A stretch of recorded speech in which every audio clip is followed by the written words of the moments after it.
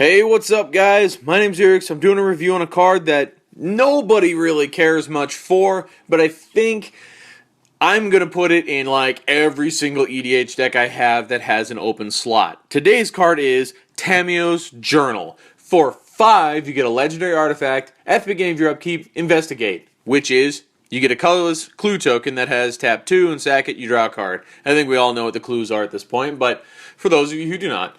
And then it has another ability, tap, sacrifice 3 clues, search your library for a card and put it into your hand, then shuffle your library. This card looks awesome, and I'll give you one word answer as to why it looks awesome.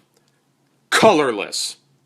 Because it's colorless, you can put it everywhere. You can put it in decks that don't have a color, that are just solid artifacts. It is an artifact.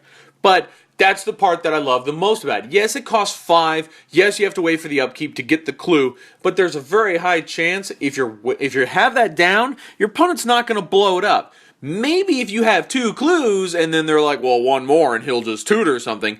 But even then, is a tutor ever really that scary? Yes, it sucks because they're going to tutor the perfect item they need at that moment to try and win the game. But, you see a lot of tutors here and there, and it's like, they're not that bad. We all got to deal with it. And, who hasn't played a tutor of sorts in their life?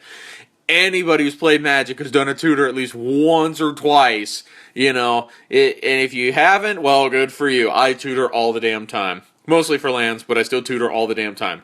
Anyway, if you don't tutor, this is still nice because you get the clue tokens, and I think those are really cool. It's a really good way to help decks that are like red or green, that don't have a lot of draw power, and they still get it, but they have to pay a little bit extra to do it, because blue is like the king of draw spells. White has some, not... Does white have any? Actually, I don't think white has very many either. White, red, and green, they're all kind of screwed on it. Blue's king. Black has some, but it's at like the cost of life for a creature or something.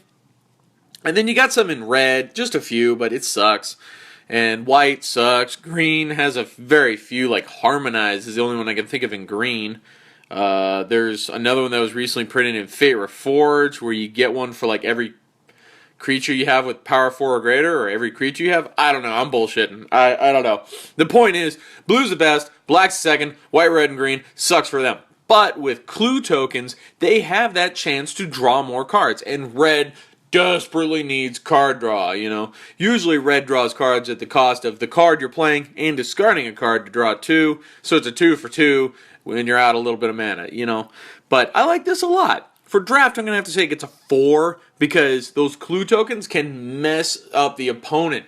Drawing way faster than they do, you could totally overpower them just by getting more cards because you have more options. And maybe you drew a land for turn. You don't need a land. Well, sack a clue, whatever. You just played a land, so it kind of costed 1 if you want to think of it like that. It's really nice. I like it a lot. For standard at 2.5, though, I don't think you're going to see this in any standard deck. I did kind of play around a little bit with a clue-based standard deck, and the end result would be it wins through milling. Sphinx's Tutelage with clues, but it's very slow. I don't know if it's even worth the time. Modern, a 1. I don't like to give 1s because 1 means it's just garbage and has 0 uses.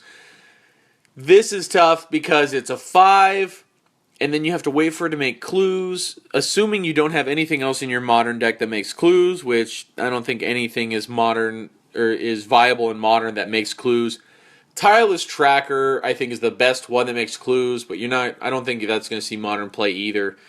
It's just one of those things that's like, it has 0 uses in modern because it only tutors by sacrificing clues. Don't bother. Don't even look at it if you're playing modern. EDH, though, this is where I really feel that it redeems itself.